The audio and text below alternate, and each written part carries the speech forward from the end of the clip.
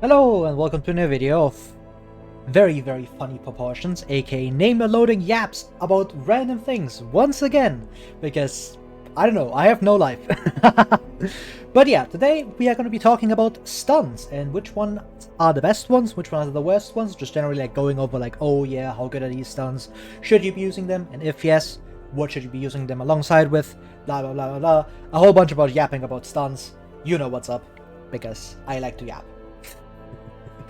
Alright, starting right off the bat, I'm gonna like explain it here a bit. Like OP is just really good stuns. This is stuff that you really want to play around. This is like some of the best skills in the game. S is just stuns you really want to equip.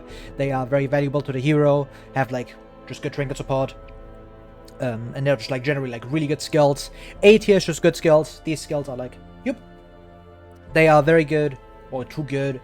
They aren't like quite on the level of S tier stuns, but they are still like good skills that you do want to equip. B tier skills where it's like, yeah, sure, they're like fine, but if you can't drop them, it's like, oh yeah, sure, you would. Like sometimes like you can't drop the stun because there's like no better option, but it isn't like super valuable, especially compared to like the other stuns. It doesn't have good trinket support, blah blah blah blah.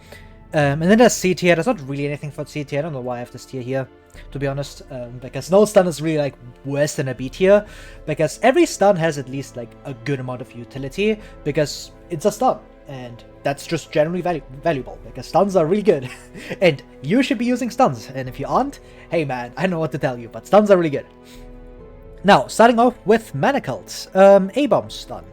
A-bomb's base stun is not great. Manacles by itself is not a very impressive stun. That 90% chance on it is really painful. It does have 95% accuracy, which is good.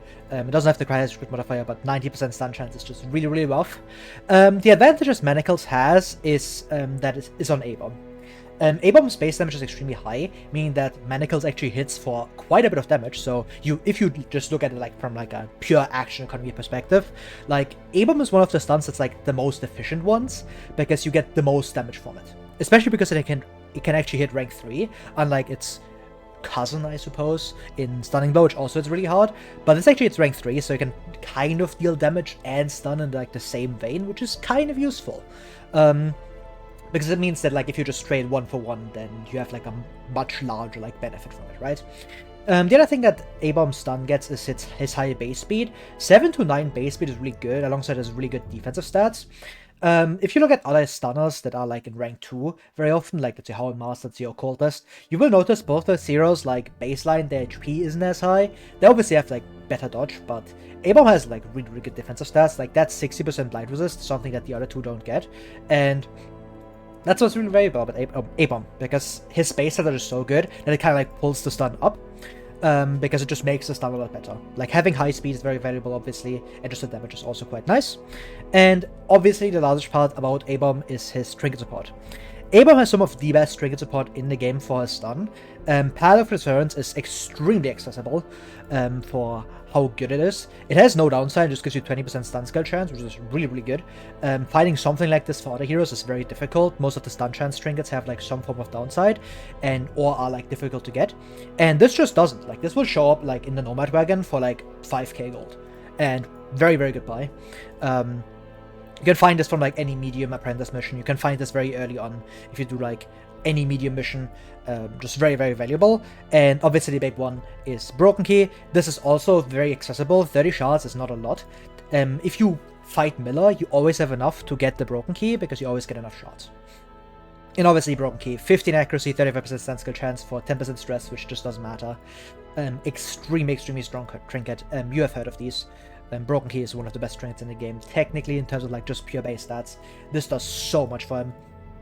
And just because of that, I'm gonna put A-bomb stun into like, I think, probably a high A tier. It's not enough for S tier in my opinion, because it does need that trinket support to get off the ground, because without trinket support, that 90% base chance is really rough.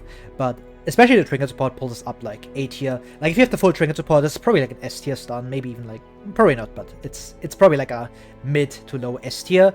But without the trinket support, it's probably like more towards like a B tier. So I'm gonna give it like an A tier altogether. Like it just kind of evens out. You could definitely move this up though and just be like, yeah, I have the trinket support, which is decently reasonable because the trinket support is relatively easy to get. Now, moving on. Bounty Hunter. Bounty Hunter is one of the first heroes that has 2 stuns, and I'm gonna do Uppercut first. Uppercut is fine. It's very fine. The issue with this skill is mainly that the other stun is so good, and we'll get to that one in a second, but just know that this rank requirement of like front 2 rank is a bit difficult, because it means that he's basically locked into rank 2 specifically, if he ever wants to use Uppercut, because losing out on Flashbang is a big issue. But Uppercut by itself, it stuns the front 2, it has a good knockback. Knockback 2 is very valuable, because you can like kind of like stun all of those enemies that don't do anything in rank 4, like Bone Soldier, all of those enemies. But then again, if you get a crit or something, then they get pushed up front again. That's kind of like, yeah, not that worth, but it's still a good utility to have. The stun is just good, 100% base. And it's a perfectly serviceable stun, 90% accuracy is also just good. 5 to 7 speed on Bounty Hunter is fine. It's not like as high as A-Bomb, and it could need some help to be like really good, because 5 is not that high and 7 is also not that high compared to like the really good stunners who have like 9 or 8 speed. So it does struggle a bit with that, and yeah, that's kind of like where the stun just ends. There's not a lot here. The stun is just fine, and in general, like, there's the better option very often, so the Uppercut kind of like gets pushed to the side sometimes outside of like rank 1 Bounty Hunter. But why would you run rank 1 Bounty Hunter? There's like no reason to. Rank 1 Bounty Hunter is like terrible. And another thing that kind of like hurts Uppercut is that you don't really have any trinket support. The best thing you have is Kill List, which gives you 50% move skill chance, which is very valuable, but outside of that, there's not really like any stun skill chance in this kit, so you're just kind of like relying on like the normie stun chance trinkets, right?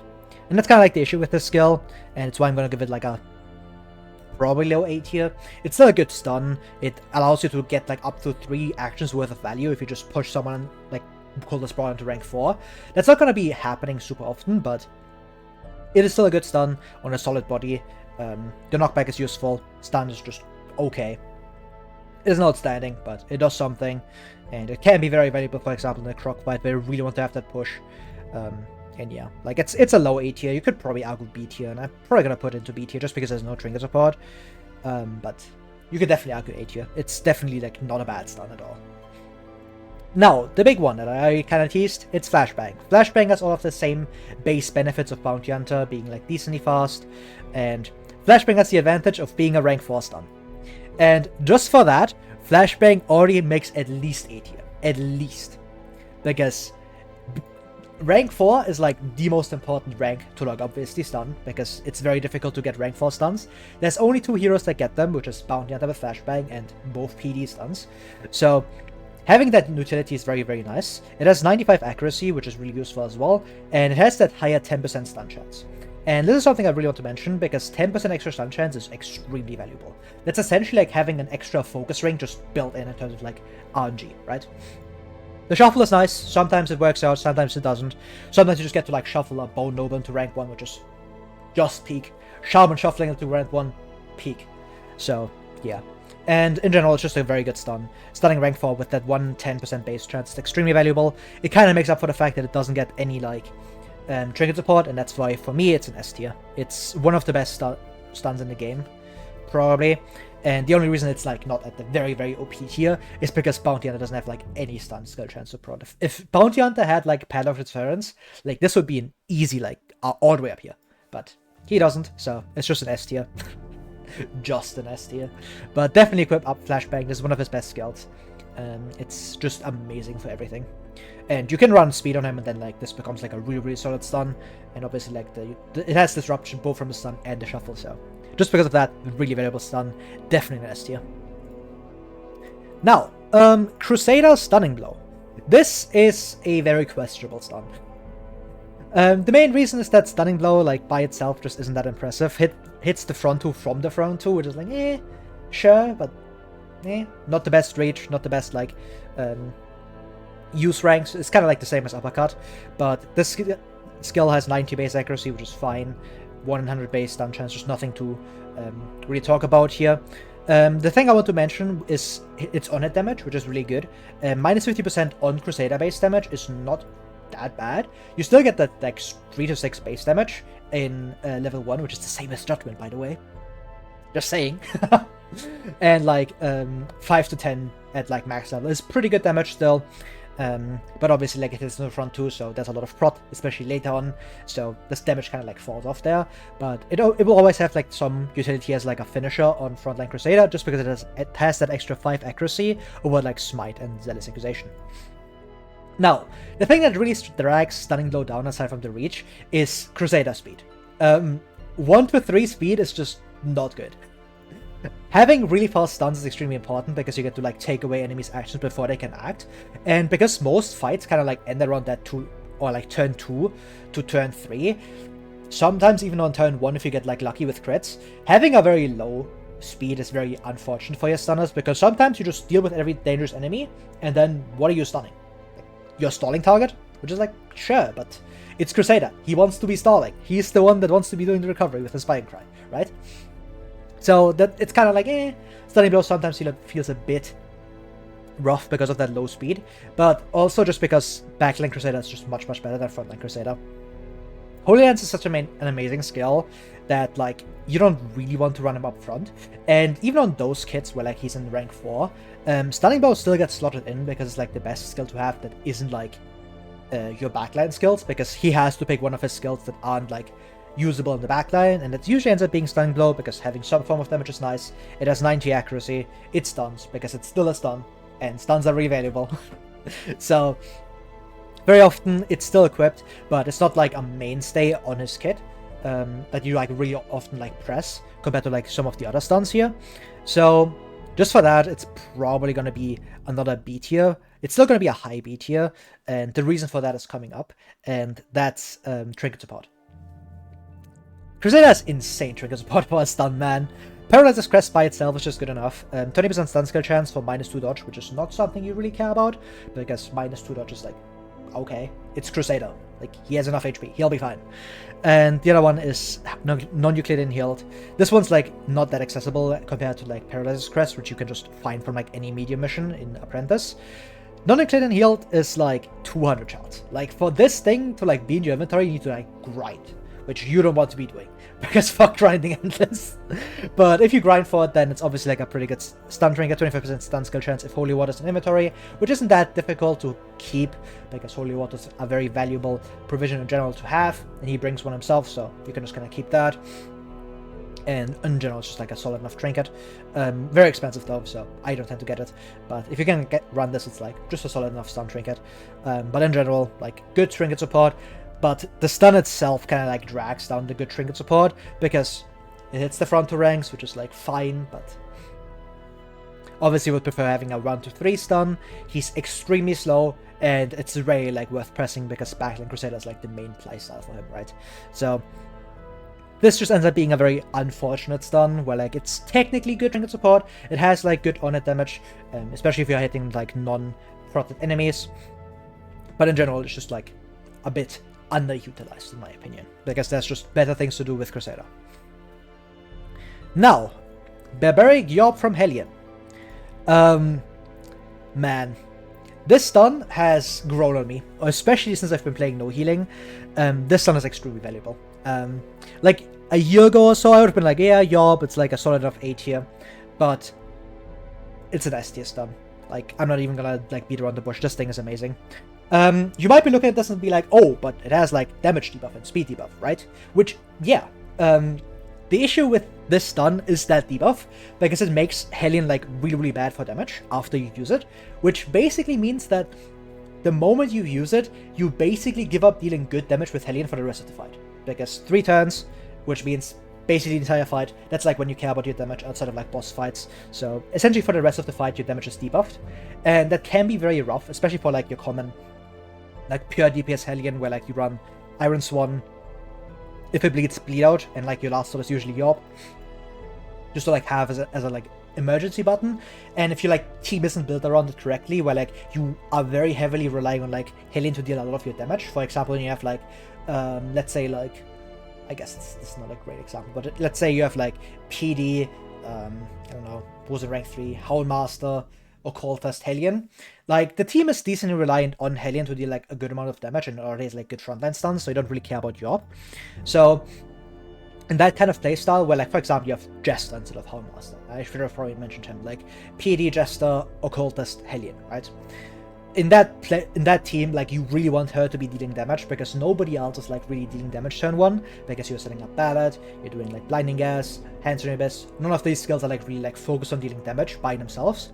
So you really need to have Hellion get like as much damage value as possible, because otherwise you're just kind of like sitting there and doing nothing.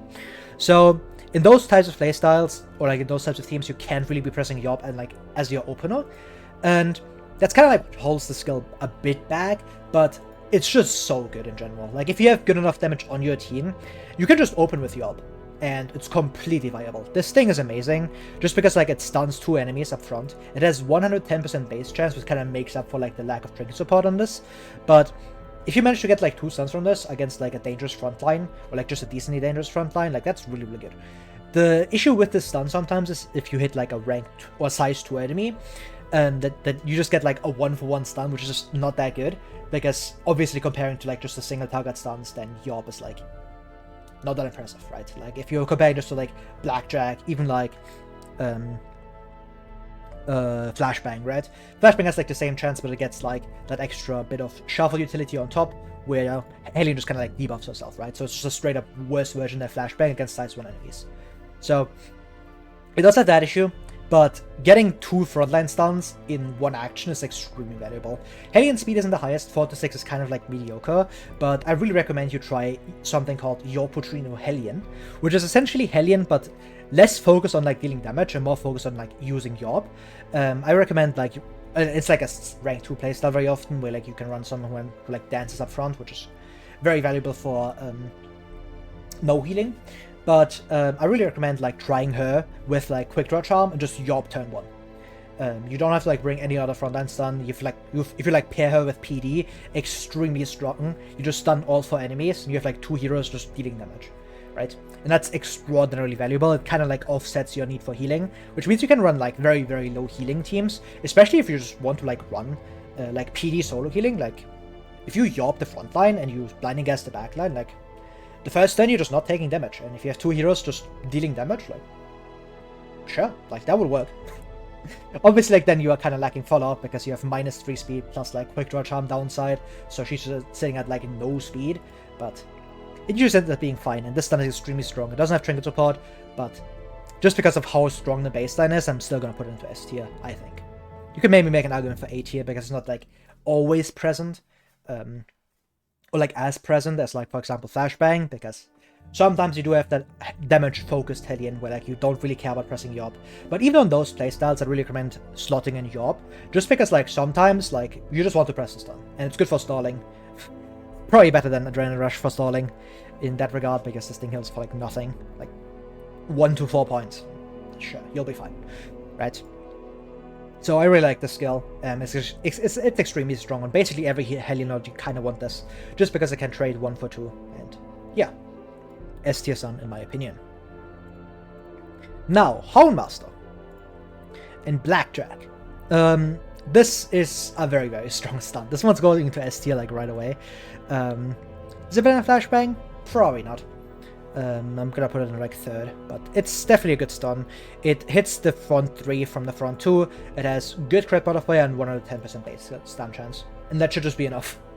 Like, 110% base stun chance and a solid enough crit modifier is just good enough very often. The speed on Houndmaster is also like fairly fast. 5 to 7 speed is just pretty good. It's not outstanding, but it's just like fine, to the point where like, yeah, you can run him without speed and he'll be like probably faster than most of the stun targets, except like the very fast backliners. But if you like want to stun the front 2, then you are still most likely faster than them, and against the backline he can just deal damage. Or just run like a speed trinket.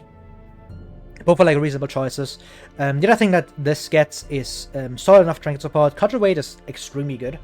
25% stun skill chance is extremely strong. The -1 speed really hurts, because losing speed as a stun is obviously like not something you really want to happen. But it kind of like makes up for that by like giving it 25% stun skill chance, which gives it like a 135% base stun, which is pretty good. And because of that, Cudgel weight is a good trinket.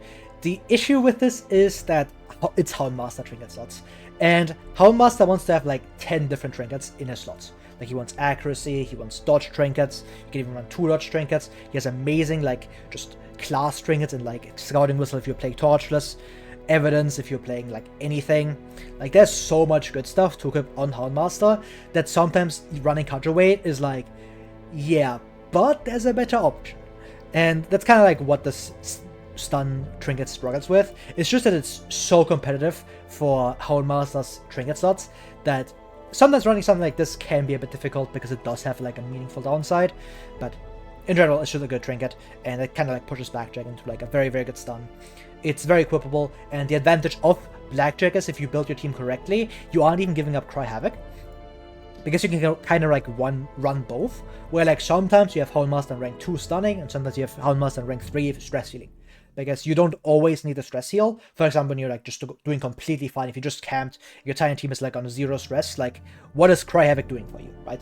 So if you have like someone who can, or like alongside Houndmaster, who can like work in rank 3 and rank 2, like for example a Bounty Hunter, even like Duelist, or like Highwayman, especially like a Ranger Highwayman, you can just put them into like rank 3 or rank 2, and then you can like swap Houndmaster around, just depending on like if you want to stress heal or not, which gives this skill like a lot of flexibility, because sometimes you just unequip it and you get like Cry Havoc back in, which, good value. Very good stun. It doesn't quite crack OP tier because it doesn't have that insane top range. It is just a very good stun, just like these other two, but they aren't like completely busted. Now, Man-at-Arms and Rampart. Rampart is strong. This is probably gonna be another like high A tier stun. You could maybe argue S tier, but I think A tier is fine for it. And the main reason is that the stun itself is kind of like, it's not outstanding. And the reason for that is only targets the front 2 ranks, which is always like a bit of a unfortunate situation, because you really want your stuns to be able to target rank 3, and preferably rank 4 as well, but that's just not something you really get. And the reason for the stun being kind of mediocre is Man-at-Arms base speed. 3 to 5 base speed is at the point where like, yeah, you're hopefully gonna be outspeeding the front line, but not guaranteed, right? Like if you get a speed quirk on him, then obviously this doesn't matter, but like if it's just with base speed, 3 to 5 base speed is not outstanding, and you would really like to have like someone who's a bit faster. And that's kind of like what Rampart struggles with. It doesn't have that great reach, and it doesn't have that great base speed, but it kind of makes up for that with like additional flexibility, because you can use it all the way from rank 3, and it moves you up front, which is where he really wants to be. So it kind of like allows you to be flexible, kind of like dance with some other heroes sometimes. He's not like someone I would like to dance with, because very often with Man-at-Arms there's just so many options to open with. Like you want to be using Crush if you want to finish something off. Rampart is obviously great. Bellow, Defender, Command, Bolster, like all of these are really good skills to open with, depending on the fight. So it's sometimes a bit difficult to justify, oh yeah, I'm locking myself into pressing Rampart. And that's kind of like why this skill isn't like, in my opinion, like a good dance skill, or like to just main focus like in a dance team, like for example with Grave Robber, where you like lunge and you like Rampart to reset the lunge, so you can lunge again on turn 2. That's not really something you really want to be doing with Rampart, just because like the opener is on Man-at-Arms is like so widespread, and there's like so many options. But it's still good utility, because most likely there's going to be other heroes that want to be in the backline more than Man-at-Arms. Because most likely when you build your team with Man-at-Arms in mind, you're most likely putting him into rank 1, because you do want to be pressing Rampart. So it's kind of like, yeah. He usually wants to be up front. There's like sometimes you have like someone else who wants to be in rank 2, and then you like push him into rank 4 or whatever. Like for example with Sheepbreaker, you're like, you get shuffled, like Man-at-Arms is like in rank, I don't know, 4. Actually, that's a shitty example. That's a dog shit ass example, but you get the point.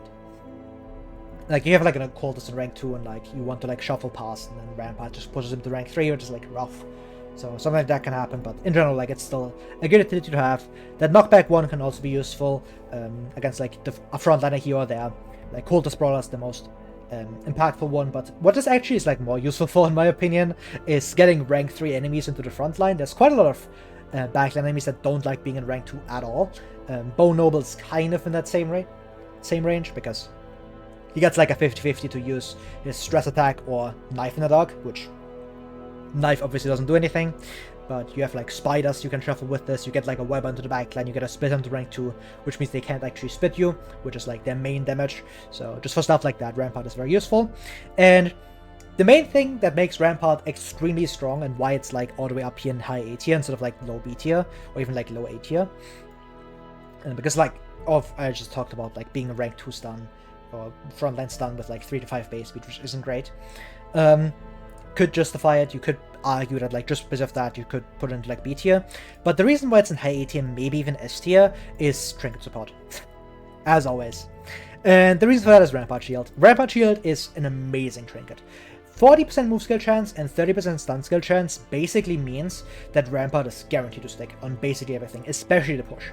The stun obviously can be a bit higher, but against everything you do want to be pushing, aka everything that isn't size 2 enemies, because pushing size 2 enemies can be a bit difficult, and because you just have like higher move resist, but pushing anything size 1 just becomes like extremely reliable, thanks to that extra 40% move skill chance. And a 30% extra stun skill chance pushes like up to like a good enough point. It goes up to like 170 at max level, 130 at baseline. Just a really good stun at that point. The minus 15% damage does kinda suck, it hurts Crush, but Madams has so much in his kit that like losing his damage is not that big a deal. Because most likely if you are pressing damage with Madams turn 1, it's like questionable. Because there's just so much other stuff to be doing.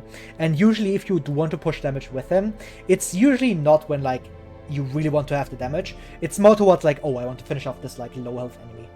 And usually like that minus 50% damage doesn't really affect it that much, so it basically gives you like a really, really good stun chance and move skill chance for like no downside.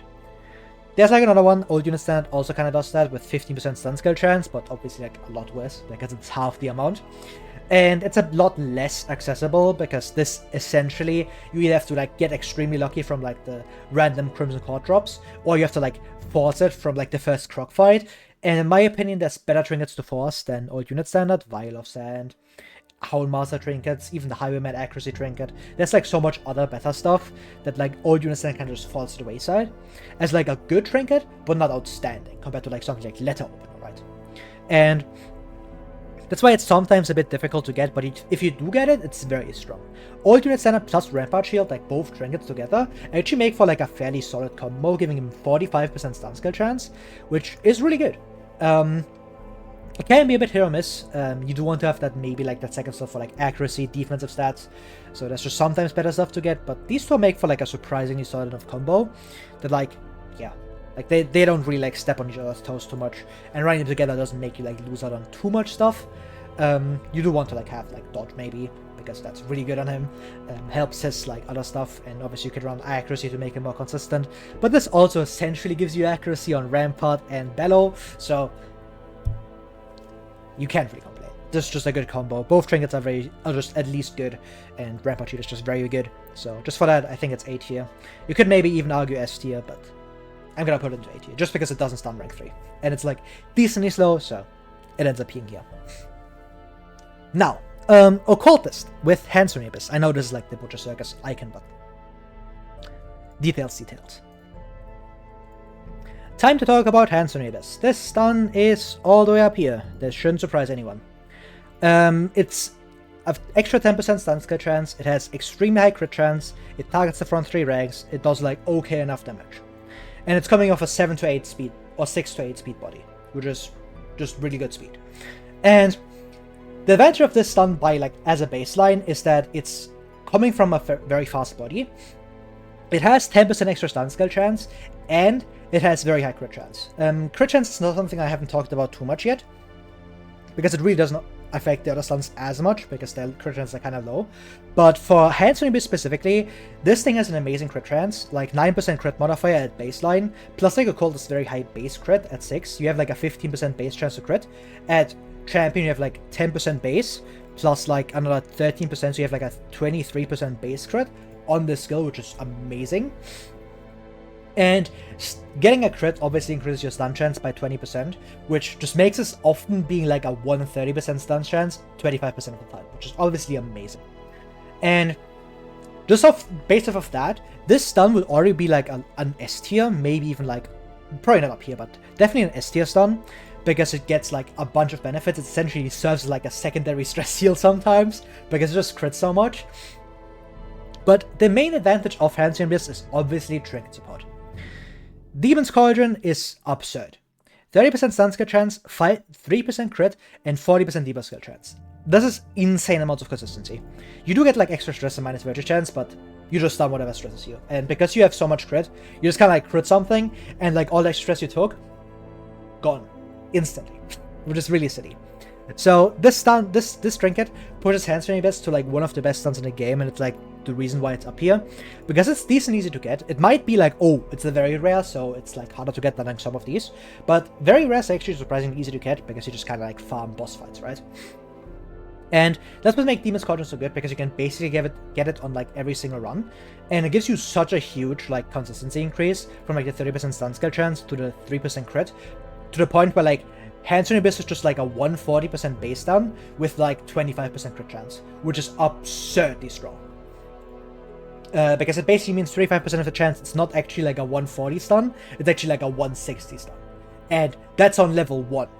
That's on level 0 Cultist. If you go to like max level, yeah, 30% crit chance and like 180% stun chance with like 200% if you do get that crit. So like 30% of the time, you just get like a 200% stun chance.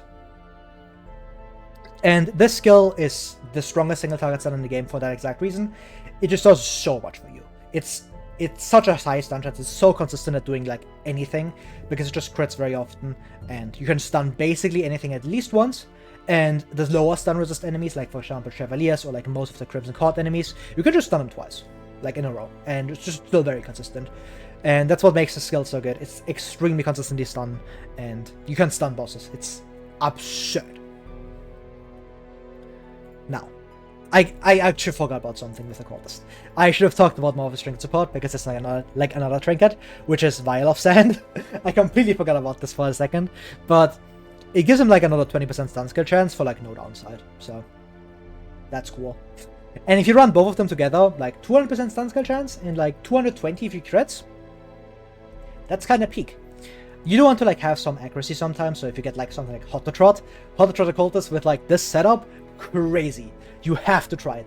Hot to Trot on guard and like maybe natural swing, unbelievable peak. The size of the W you have gathered, madness.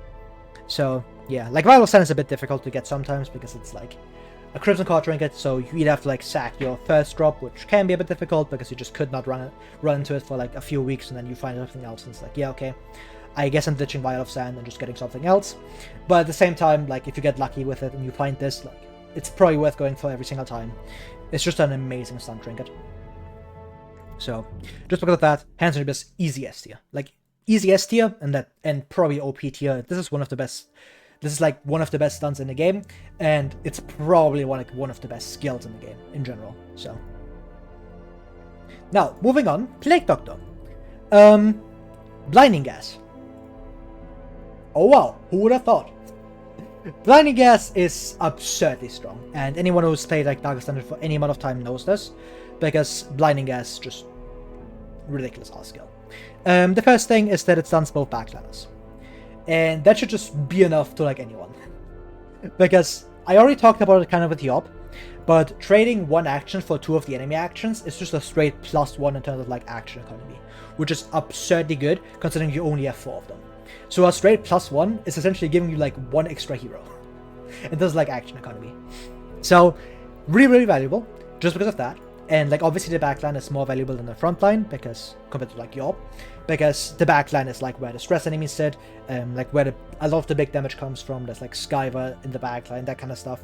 So stunning both the backline enemies is extremely valuable, and especially because on Plague Doctor, who's like baseline very fast. 7 to 9 speed is like the second highest speed set in the game, only behind Grave Robber specifically. So very often if you get like a speed trinket, like a quick draw, on guard, any of those, like she's just outspeeding most backliners, and then you can like stun them before they can act. And then like you just don't take any stress for the fight because you just kill the backline with like your other heroes, which is absurdly strong. And talking about Blinding Gas, you obviously have to mention trigger support. The first one I'm going to talk about is Witch's Vial. This thing is already like a good stun trinket. 15% stun skill chance is a common with no downside. It's just a really good trinket. Like even late game, you can still use this alongside the other candidate. But you really want to have that speed in that second slot at that point. But if you have like good speed trinket or speed quirks, like if you have like Luminous, quick reflexes, quick draw, like you don't care about speed, you'll be fine. So you can run Witch's Vial to maximize your stun chance, which is really valuable. And obviously early on, like 50% stun chance for like no downside, like that's just better Dazzling Charm, right? perfectly serviceable trinket. And obviously the big one, it's Blasphemous Vial. You know this thing. 10 accuracy, 20% stun skill chance. Great. The 25% stress doesn't really matter because you can like stun everything that deals stress to you because blinding gas bottom text. So because of that, the skill ends up being all the way up here. It's a combination of just a very good baseline stun, very good base stats, and very good trinket support. So this just ends up being like an easy OP tier. Like it outclasses all 3 of these stuns because it has more trinket support, it has higher speed, it stuns both backliners, it's a straight +1. The only issue with the skill sometimes is that like it's not great in the boss fights, because most bosses don't sit in like rank 3, rank 4 that you can actually like stun. Like you aren't stunning hack, that's just another thing, right? So for a boss like that, it can be a bit difficult to like justify it. And you just unequip it for those fights, and there's like another alternative. So we'll talk about that in a second. Smile. But just remember, this stun is extremely good. This should always be on your Black Doctor. There's very, very little reason to not equip Blinding Gas, and those scenarios are usually boss fights, in which case you want to run Blinding Gas for the entire dungeon and then just unequip it for the boss fight, or Farmstead, which, it's Farmstead.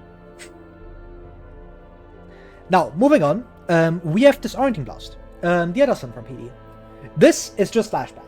It might say Disorienting Blast, but it's just Flashbang, with 10% less stun chance and corpse clear utility. And because of that, it's going right next to... It's not actually going right next to Flashbang. I know you thought that, but it's actually not the same. And the reason for that is that Disorienting Blast is a difficult fit. And let me explain. You are running Blinding Gas, right? Like that's... I just already explained that. Like this is just in your bar. Guaranteed. And then you have Battlefield Medicine, which... just a really good heal. It has so much healing potential that's also like usually glued to your bar. And then you run into the issue. Because you really want Noxious Blast, you want to get Plague Grenade, right? Because you really want to have that 1-4 damage. This thing chunks to like any frontliner that like, lives longer than 1 turn, because it's just 14 damage armor piercing. Or like 10 damage armor piercing at level 1. Point to the hero that's dealing 10 damage armor piercing. I mean, you can point to a Shieldbreaker, but he really doesn't need that much. Should that like a high roll? Come on now. But this thing is extremely good at chunking through anything with like multiple actions. Anything that lives longer than 1 turn is just really good damage. Because it just deals 14 damage at that point. Like turn 1 it's like okay damage, like 5 to 7 base damage with like a bit of on-hit damage on top is like 5 damage. I think there's like 6 to 7 base damage if you like count like the base damage, the on-hit damage. It's like, sure. The second turn? Ah yes. 11 to 12 damage on Apprentice. That's cool.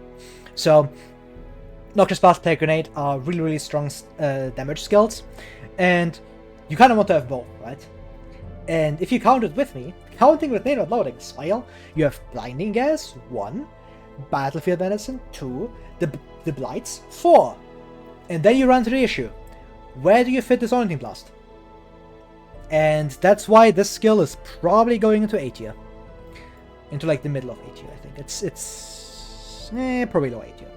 It's still low A tier, it's still a good stun for like all the reasons that Flashbang is up here. Plus it has trinket support, plus it's coming off a faster body. But the issue with this skill is just that you don't have space for it. And that's very unfortunate because the skill itself is like really good. If you run no heal, you know about this because you don't get to run Battlefield Medicine, so you have like an open slot, which always ends up being Disorienting Blast. This stun is amazingly strong. It basically ends up being a rank 2 stun very often because Blinding Gas covers like rank 3, rank 4. But even just having that is just like a really good stun. And if Blinding Gas wasn't there, like if this skill didn't exist, like I would be talking Disorienting Blast like easy S tier, maybe even up here. Just because it's coming off such a fast body, it has like that insane trinket support that Blinding Gas gets. But unfortunately, Blinding Gas is better than Disorienting Blast. And I don't think this is like an outlandish take, this is like the most lukewarm take ever. Because comparing one of the best skills in the game to like a good skill is just not like a competition. And that's why Disorienting Blast, for me, is an A tier, even though it's basically just Flashbang. Because Blinding Gas kind of like pushes it down an entire tier. And you just never have space for this. The only case where you do have space for this is Courtyard. I really recommend running Disorienting Blast in Courtyard. Because you can go like Blinding Gas, Battlefield Medicine, Disorienting Blast, and like Incision, because Blights and Courtyard are like, not that likely to stick sometimes, so having that extra stun can be useful. So just for that, like, it's still a good skill. Don't sleep on this. Don't be like, oh, it's Disorienting Blast, the skill's like bad because Blinding Gas exists. It's still a good skill in its own right. I would never be like sad if I had to run this Only Blast. A skill that I am like every time I use it I'm very sad about it though is Dazzling Light. This stun is all the way down here. It might be the worst stun in the game. The reason for this is it has like decent enough range. Has like 1 to 3 is just good reach. 1 or like 2 to 4 usage is good usage rate. 90 accuracy, 5 crit, just good enough. 100% stun base, good. And this already should tell you like one of the issues about the stun, which is that it doesn't do anything extra. The damage is coming off of Vestal base damage, so minus 75 is just like 1 to 2 damage, which is just non-existent. And that's one of the big issues of Dazzling Light compared to like every other stun on this list. Because if you look at any of these stuns, like all of these stuns do something extra. They either deal like better on-hit damage, they have like some other utility, like for example Flashbang Shuffling, or they have like good on-hit base damage. For example with like Medicals or Stunning Blow, right? Like all of those stuns do you something that isn't just stunning, so it's not just like a 1-for-1 trade. And the issue with Dazzling Light is that it deals basically no damage, which means that like in like a 1-for-1 trade, like Dazzling Light isn't doing all that. And every other stun just deals more damage with it. So Dazzling Light ends up being like in a spot where like you are really only getting the stun. The stun is like the only thing you get. And the only other stuns that give you like only the stun basically are like, this has insane utility, this stuns 2, this one shuffles and has like plus 10% base chance, this one comes off like a really fast hero, has shuffle plus corpse clear. So that's kind of the issue with Dazzling Light, because it just chips at everything a lot less compared to like every other stun. Which obviously isn't a big deal, because it's obviously still about the stun. And if you don't deal damage, it's like fine. If you have like really good trigger support, then you don't really care. But the issue is that Vestal's base speed is all like I'm gonna talk about the trigger support in a second.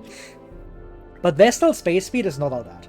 I gave like a lot of the other heroes shit, like especially Crusader. Crusader and Madams are like the main ones, and like even Yob. Are like the stun is coming from like a decently slow hero. 4 to 6 speed is not that impressive. It's the same as Helene actually. So yeah, you just aren't fast enough compared to like some of the other stunners. Like every 1 to 3 stunner is faster than Vestal, because this guy's faster, this guy's faster, this guy's faster, and like I guess these two are both fast as well. So Vestal's stun ends up being like not that good as like by itself as a baseline, and it's coming off a very slow like speed stat, right? Like something like Manacles is probably worse as a baseline because it has like that minus 10% stun gems, but it makes up for that with like A-Bomb having really good speed, so it just kind of like evens out, right? But this skill doesn't make up for that at all. There's like nothing else here. And the thing that really drags the skill down is trinket support. Basically to say, there's no trinket support. The only trinket support that Vestal has for stun chance is her set, the set bonus. And then, yeah, you get 35% stun skill chance for like 2 trinket slots. You get like healing skills as well, which is like, yeah, that's solid. That's really good actually, because you go up to like 175% stun skill chance, which, yeah, that's just solid, right? And that's where like most of the other stuns like end up as well, like around that 180, 170 range. And the issue with this set is that it's completely inaccessible. And you might be like, oh, what? Why? Right? Because you can find like the set, like it's not that unreasonable. But the thing is, you can never find like the set bonus. Like finding one of these parts, not that difficult. Like you just spam Croc, or you can like wait on Croc to like drop, like for example, the diary, and then you have like one part of the set, right? And that's good enough. But the issue is the other part. Finding the second part of the set is completely up to RNG. And I'm sorry, you are not finding this. This is not a set you can like reliably get until you like farm Garden Guardian, because you have to like force one of these set trinkets from the first Croc mission, which is like a really big ask, because neither of these trinkets, especially Atonement Beads, is just not impressive. The Laser Story is like fine, but there's like better healing trinkets right away, like Junior set exists, and you have like Ancestor Scroll very often if you fight Shambler, so it just kind of like ends up being outclassed very quickly compared to like other stuff like the Howl Master set, Vial of Sand, Letter Opener, like all of those just do so much more compared to like going for Salacious Diary, that like going for this is a big ask. And that essentially means you get like a very mediocre Croc reward, and you have to like hope that like you find the atonement beads from somewhere. You just get lucky from like a random drop, or like you get lucky with like one of the bosses having it, and then you can run the stun skill chance. And that's, I'm sorry, that's just not accessible trinket support. Like, it's easier to access like the Crusader, non-Euclidean hilt than like the Vestal set, because for the non-Euclidean hilt, like you just fight Miller, and then you can just kind of like grind endless with like shard mercs if you want to, which eventually you will get it at like no weak investment as well, which sure. But with this, you have to fight counters, which you are most likely not doing until like you beat the Darkest Dungeon. Then you have to grind Garden Guardian, which nobody likes doing.